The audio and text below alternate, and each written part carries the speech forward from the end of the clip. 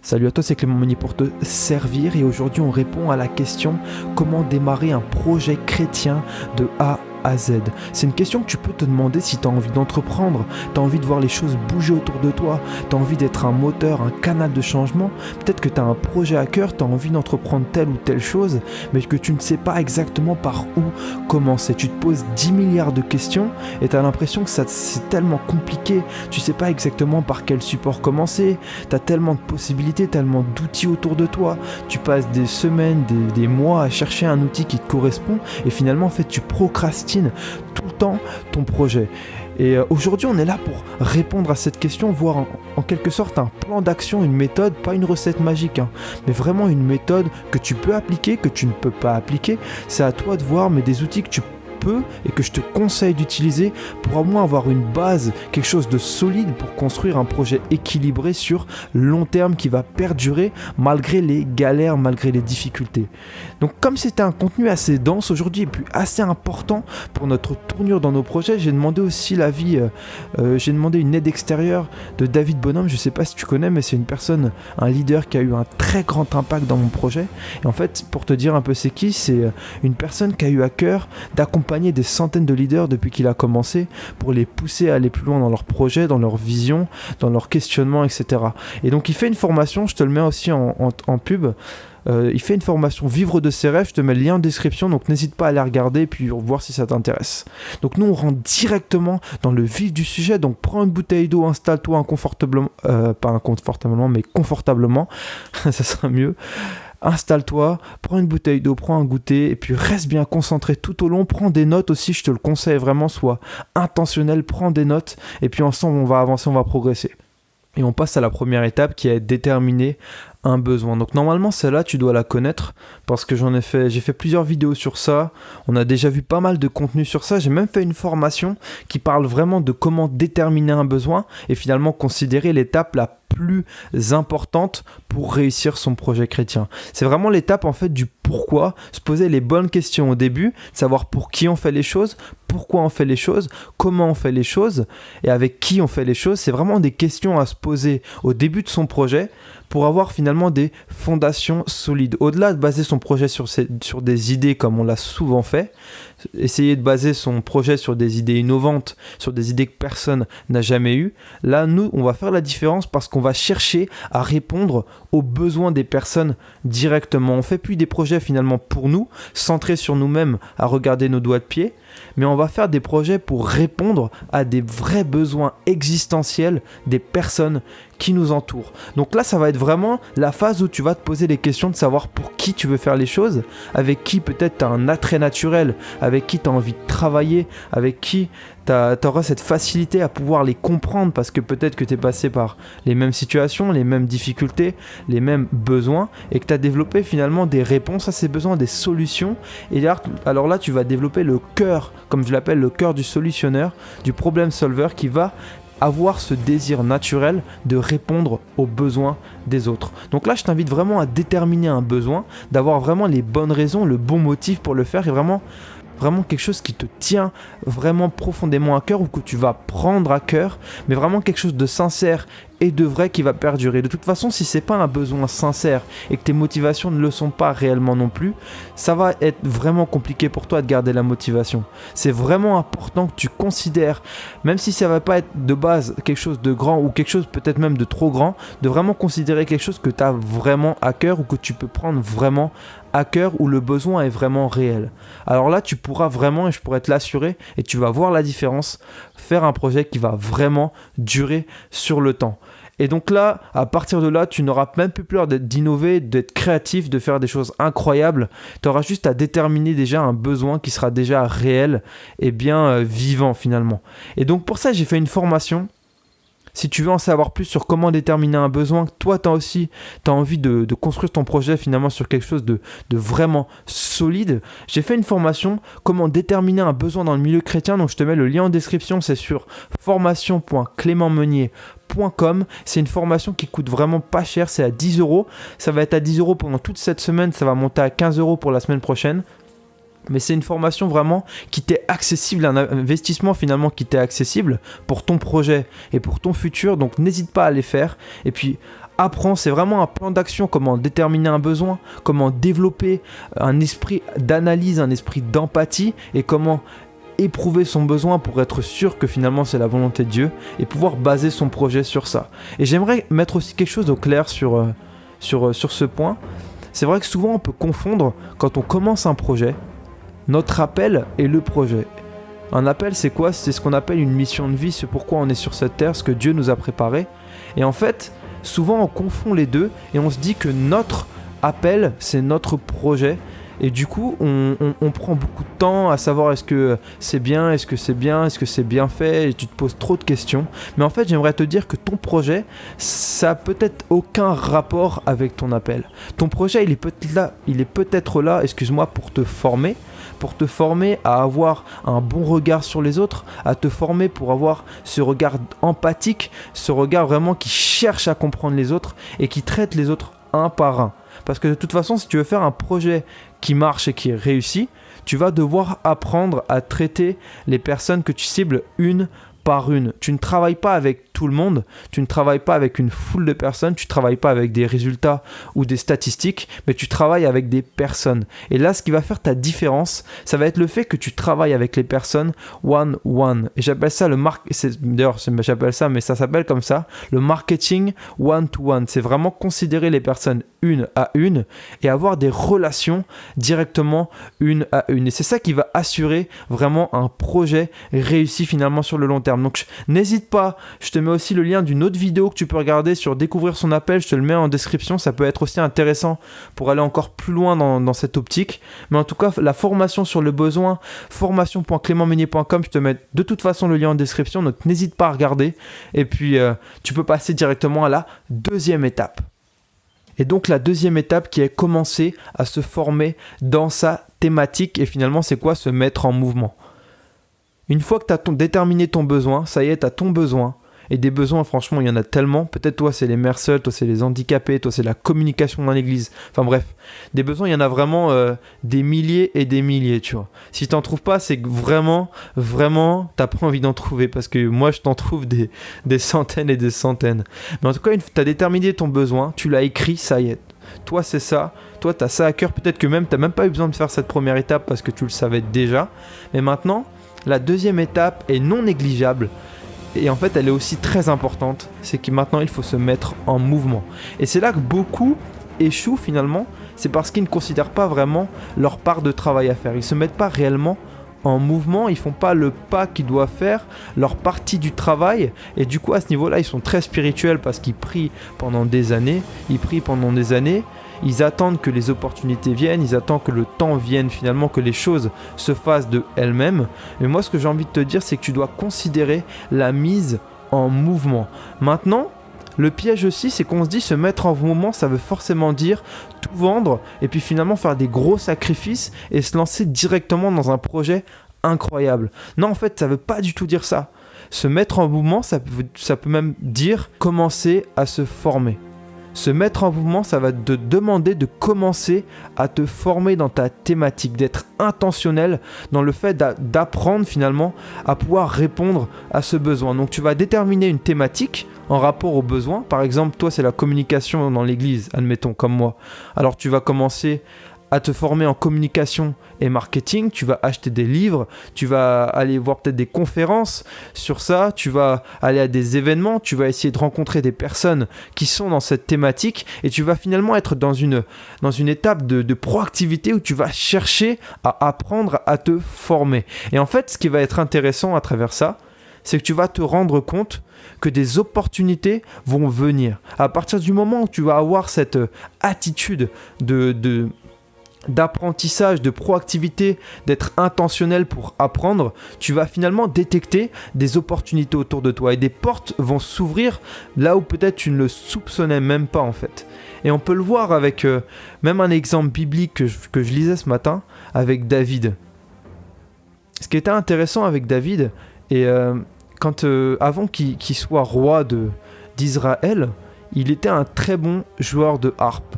Et en fait, il avait déjà ça, tu vois, ça faisait pas partie de son appel, mais il s'était formé pour devenir un très bon joueur de harpe. Et en fait, finalement, Saül a entendu parler de lui parce qu'il avait besoin d'un joueur de harpe et une opportunité est venue en fait. Dieu a créé une opportunité à partir du moment où David s'était formé à la harpe. C'est un projet qu'il a entrepris, qui lui a amené après à devenir roi derrière. Donc néglige pas ce temps de formation, néglige pas l'excellence dans un truc, mais ça va t'ouvrir des portes. Dieu va l'utiliser pour t'ouvrir des portes et créer des opportunités autour de toi. Donc voilà. Et là maintenant on passe à la troisième étape, définir une vision et démarrer. Maintenant que tu as défini un peu ton besoin, tu as défini ton pour qui, ton pourquoi et comment tu vas faire les choses, tu as déterminé un peu de la thématique que tu voulais aborder, tu as commencé à te mettre en mouvement, à étudier, à lire des livres, à aller à des conférences, des événements, à rencontrer des personnes qui peuvent t'inspirer dans ce domaine. Maintenant, je t'encourage à passer à la troisième étape qui est définir une vision et démarrer. Maintenant, tu sais exactement pourquoi tu fais les choses. Alors commence à définir la vision.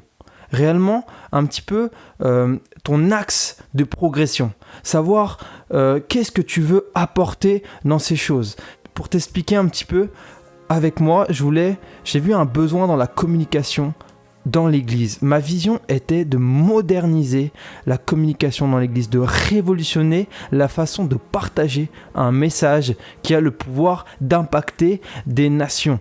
Donc, c'était ça ma vision finalement. Définis une vision, vraiment définis quelque chose qui te démarque, une vision, une phrase, un pitch, vraiment quelque chose de court qui te définit, que tu peux expliquer rapidement à des personnes, même si c'est encore en progression et qu'elle va évoluer. Je t'encourage vraiment à définir en une phrase, en deux phrases, vraiment quelque chose de très concret, le cœur de ce que tu veux entreprendre. Donc commence à l'écrire sur un papier, même si sincèrement, même si elle n'est pas parfaite, ne te freine pas, mais commence juste à le faire, que tu aies un truc sous tes yeux, que tu aies un axe de progression, que tu saches un petit peu dans quoi tu vas te lancer. Maintenant, si c'est encore flou, que ça te paraît trop grand, que ça te paraît trop dingue, tu l'écris, tu dis mais n'importe quoi, enfin, je sens que c'est pas tout à fait ça, t'inquiète pas, écris-le quand même si c'est pas parfait. Pour te prendre l'exemple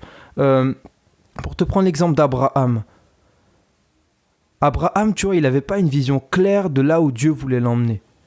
Quand Dieu a parlé à Abraham, il lui a dit « Abraham, quitte ton pays et va avec en gros tes biens, ta famille, etc. à un endroit que je te guiderai finalement. » Et en fait, il est dans cette situation où il n'a pas de vision claire, il n'a pas de vision précise. Il sait juste peut-être que ça va être incroyable, mais il ne sait pas exactement pourquoi il va aller là-bas, il ne sait pas comment il va être reçu. Et en fait, il est dans cette situation un peu de se lancer un peu dans l'inconnu, dans le brouillard, tu vois. Et en fait, ça va peut-être t'arriver, tu n'auras peut-être pas de vision claire, tu n'auras pas de vision floue de là où tu dois aller, mais te freine pas pour ça. Tu vas voir que comme Abraham, les promesses et les choses se sont révélées au fur et à mesure, pour toi, ça sera la même chose. Quand tu seras mis en action, que tu auras démarré, que tu auras commencé à définir une vision avec ce que tu as entre les mains, comme Moïse avait juste un bâton entre les mains, avec ce que tu as entre les mains, tu définis une vision, même si elle n'est pas parfaite, et que tu commences à te lancer, elle va se affûter finalement, se rétrécir et se perfectionner avec le temps au fur et à mesure des circonstances, des rencontres que tu vas faire, des révélations que tu vas avoir, des paroles que tu vas recevoir et puis même de ton cœur qui va évoluer au fur et à mesure, ta vision va se peaufiner. Mais c'est quand même important qu'au début tu puisses définir une vision de base, une phrase ou deux que tu puisses expliquer, que tu puisses partager et tu vas voir que déjà même pour toi ça va être comme un moteur, ça va être comme une chaise sur laquelle tu vas pouvoir t'appuyer. Et à partir de ça, tu vas commencer à démarrer. Et démarrer un projet, ça peut être vraiment très simple. Ça peut être vraiment avec des choses très simples. Je t'ai préparé quelques exemples. Par exemple, tu veux remplir un stade, je sais pas, pour un concert ou n'importe quoi. Tu veux remplir un stade, commence par créer un groupe WhatsApp de prière, par exemple. Tu veux te marier avec quelqu'un, commence à l'inviter au restaurant. Tu veux ouvrir des églises et partir en mission, mais commence à évangéliser dans ta rue. Tu veux que ton église soit plus moderne, commence à contacter un graphiste. Je sais pas, commence à me contacter pour refaire le logo. Petit placement de produit au calme. En gros, commence avec vraiment ce que tu as entre les mains.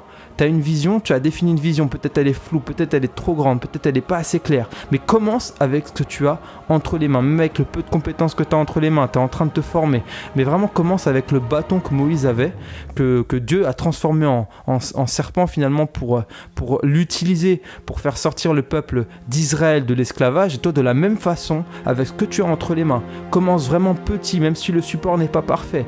Tu as envie de toucher telle personne, peut-être commence une chaîne YouTube, peut-être qu'au bout d'un mois, tu vas te rendre compte que c'est pas ce qu'il fallait faire, mais c'est pas grave. Vraiment, essaye avec ce que tu as entre les mains, avec ce que tu connais, avec ce que tu peux faire, avec des petites choses, et tu vas voir que ça va évoluer, et c'est sûr et certain que ça va évoluer au fur et à mesure du temps. Et j'aimerais pour t'imager un peu ça, même te raconter un peu, si tu connais pas encore mon histoire un peu, comme moi j'ai commencé, j'avais vu un besoin, comme je te disais, dans la communication, j'ai défini ma vision, comme je te disais, moderniser et puis révolutionner la façon de partager un message, etc. à travers les médias. Et en fait, j'ai commencé avec ce que j'avais au début, c'était d'ouvrir une agence de communication. Je ne savais pas exactement comment me lancer. J'ai fait vraiment avec ce que j'avais, tu vois, avec les compétences que j'avais, avec ce que j'avais, bien que je me formais en même temps.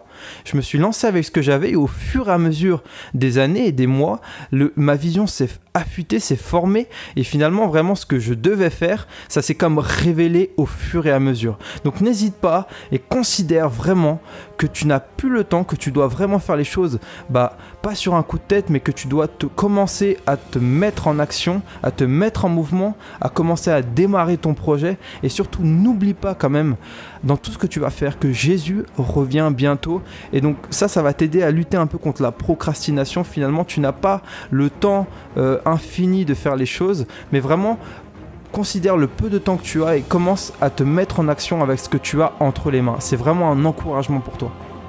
Et on passe directement à la 4e et dernière étape, l'analyse, le réajustement et le feedback. C'est l'étape franchement pas la plus facile à digérer et pas la plus courte, sachant qu'elle se termine en fait jamais. Enfin du moins tant que le projet existe, cette étape existe. Donc une fois que tu as fait toutes ces étapes-là et que tu as lancé ton projet, tu t'es mis en action, tu as commencé à mettre finalement à te former, à mettre une petite action, à faire avec ce que tu avais, il va falloir pour que ta vision s'affine et que pour ton projet évolue, que tu développes un caractère à analyser tes forces et à analyser tes faiblesses, analyser tes points d'amélioration finalement, à regarder quel support tu pourras utiliser peut-être pour changer, quels médias, comment répondre au mieux aux besoins et au fur et à mesure évoluer peut-être en fonction de tes moyens financiers. Si tu commences avec peu et que finalement tu te retrouves avec beaucoup plus, tu vas forcément élargir, scaler un peu ton évolution. Donc c'est important cette étape pour aller finalement plus loin, pour amener son projet toujours plus loin, toujours plus vers la perfection et l'excellence. Tu vas devoir constamment analyser tes faiblesses et y répondre pour répondre toujours mieux aux besoins. Et donc là, ça va aussi te demander, avec les feedbacks justement, donc les retours des personnes, de ta cible, le retour utilisateur, de savoir quels sont un peu leurs ressentis face à la solution que tu apportes, savoir est-ce que ça répond réellement aux besoins, est-ce que ça répond pas juste à la forme et le cœur est délaissé, et puis savoir un peu peut-être leur avis, savoir qu'est-ce qui les toucherait plus, comment ton média, ton support pourrait être plus adapté à telle ou telle personne. Et en fait ça va vraiment être un regard empathique, de vraiment essayer de comprendre réellement les personnes, comprendre réellement ce qu'ils ont besoin et toujours chercher à produire une solution toujours plus finalement toujours meilleure. Et cette étape, pourquoi elle n'est pas facile ? Et là, je vais te donner un conseil justement, c'est ne mets pas trop de ton identité et de ta valeur dans ton projet. Et ça, c'est vraiment important parce que quand tu vas recevoir des critiques, et pas toujours constructives, je te l'assure, quand tu vas recevoir des critiques, des remarques sur telle ou telle chose, telle ou telle décision, si tu as mis trop de ton identité, trop de ta valeur dedans, tu vas être très frustré et très blessé à chaque fois. Donc c'est vraiment important, et ça c'est un conseil personnel, de prendre constamment du recul sur ton projet. D'avoir dans cette 4e étape toujours l'habitude de prendre du recul sur ton projet. De le regarder toujours finalement de loin pour avoir un regard, c'est sûr, plus large évidemment, et puis surtout pour mieux encaisser les critiques. Et dans cette étape, il y a aussi, et ça c'est toujours le moins fun, c'est là que ton projet va être éprouvé finalement. ton projet va être éprouvé, peut-être que ça va pas être facile, des membres de ton équipe vont te lâcher ou des personnes sur qui tu tenais vont te décevoir, peut-être que les choses ne vont pas se passer comme prévu, les circonstances ne seront pas avec toi, ton temps va diminuer, tu auras moins de temps pour ton projet, etc. Enfin bref, les circonstances seront pas toujours avec toi. Et dans cette étape, en fait, le but de ça, c'est de finalement purifier tes vraies attentions de base. En fait, tu vas vivre finalement des galères, finalement tu vas vivre toujours des temps qui seront pas forcément faciles à vivre pour ton projet et pour toi en tant que porteur de vision et de projet. Mais en fait, il faut que tu saches et que tu sois rassuré que ces temps sont en fait pour purifier ton pourquoi, pour que tu sois toujours penché vers l'essentiel, vers toujours la simplicité et l'essentiel, à ne pas chercher finalement des gloires vaines, etc., mais toujours avoir ton regard sur l'essentiel. Et c'est ça que va produire les temps difficiles dans ton projet. Donc, sois toujours éloigné, prends toujours du recul, aie ce caractère à analyser et à rechercher toujours à faire davantage, à répondre davantage aux besoins et à toucher davantage l'excellence. Et ça va être ça la clé du 4e étape, l'analyse, le réajustement et le feedback. Donc voilà, je suis super heureux de rester concentré jusqu'au bout. On a fait les 4 grosses étapes pour démarrer et réussir son projet chrétien. Donc je te rappelle, c'est pas une méthode, du moins une recette miracle pour réussir forcément, mais c'est des outils très concrets basés sur de l'expérience et puis aussi du vrai, du biblique. Et en fait, si tu appliques ces choses, je peux t'assurer que tu vas voir du progrès. Maintenant, peut-être que ça va pas être forcément parfaitement 100% adapté avec ton caractère, avec ton projet, mais en tout cas, je te promets que si tu appliques ces choses, tu verras forcément un progrès. Maintenant, il y a certainement peut-être des erreurs, certainement que c'est pas la vérité pure, mais en tout cas, ce que je veux t'apporter, c'est vraiment des clés concrètes que tu peux utiliser pour finalement te faire évoluer.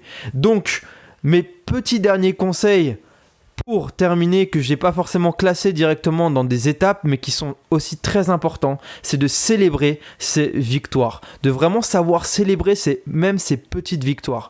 Quand tu vas avoir un projet, et comme ce que je disais justement dans la 4e étape, il va y avoir des temps difficiles pour éprouver le besoin, pour finalement purifier tes attentions, pour les sanctifier comme on pourrait dire avec un langage très spirituel, mais en tout cas, célébrer ces petites victoires, c'est ça qui va te tenir endurant. De savoir célébrer même franchement des petits objectifs qui sont de base pas grand chose, qui sont très loin des résultats attendus, mais savoir les célébrer, savoir les fêter, savoir en être fier et en être reconnaissant, ça va vraiment être une force pour toi, pour l'avenir. Maintenant, mon deuxième conseil, c'est de t'entourer de personnes inspirantes. Et ça, c'est vraiment un conseil aussi très intéressant. Si tu es forcément entouré de personnes qui négligent ton projet, négligent ta vision, négligent ce que tu as reçu, tu vas forcément avoir beaucoup plus de mal à avancer. Mais si tu es entouré de mentors, de personnes qui élèvent ton projet finalement et qui te poussent, qui te motivent à sortir de ta zone de confort, à aller toujours plus loin, à aller plus loin dans tes retranchements, à avoir plus de questionnements, qui vont même à l'encontre finalement même de ce que toi tu aimerais entendre et qui n'ont pas peur de te dire les vérités, des choses à améliorer, etc. Comme je revenais sur le feedback d'avant. Entoure-toi de bonnes personnes, demande et prie pour avoir des bonnes personnes autour de toi. Ne le cherche pas par tes propres forces, ne le cherche pas par toi-même à essayer d'avoir des super amis 2.0 de ouf, mais prie vraiment, prie et sois justement attentif aux personnes que Dieu va mettre autour de toi.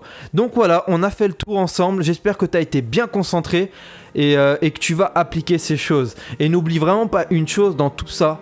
Un projet, c'est pas que des contraintes, c'est pas que des galères, c'est pas que des difficultés, mais c'est aussi vivre des trucs de fou. Et ça, vraiment, garde-le, même quand ça va pas être facile, mais garde-le vraiment. Et c'est pour ça que je te disais de célébrer tes petites victoires, mais garde constamment que les projets, c'est aussi vivre des trucs de dingue, et c'est vivre des trucs de fou. Sinon, je te le conseillerais pas aujourd'hui si c'était le pire truc qui pourrait t'arriver dans la vie. Donc n'oublie pas la formation si tu veux détecter un besoin, si tu veux construire ton projet sur des fondations vraiment très solides et finalement inébranlables, vraiment indestructibles, et je t'invite sur la formation et on se retrouve sur la formation tout de suite dans formation.clémentmeunier.com si tu as soif d'en connaître plus et d'aller plus loin. Formation.clémentmeunier.com, je te rappelle qu'elle est à 10 € cette semaine et que elle monte à 15 € la semaine prochaine, donc tu as 7 semaines pour la prendre au moins cher, le prix d'un McDo, donc c'est vraiment pas cher. Et on se retrouve tout de suite sur la formation. C'était Clément pour te servir, sois béni et puis ciao.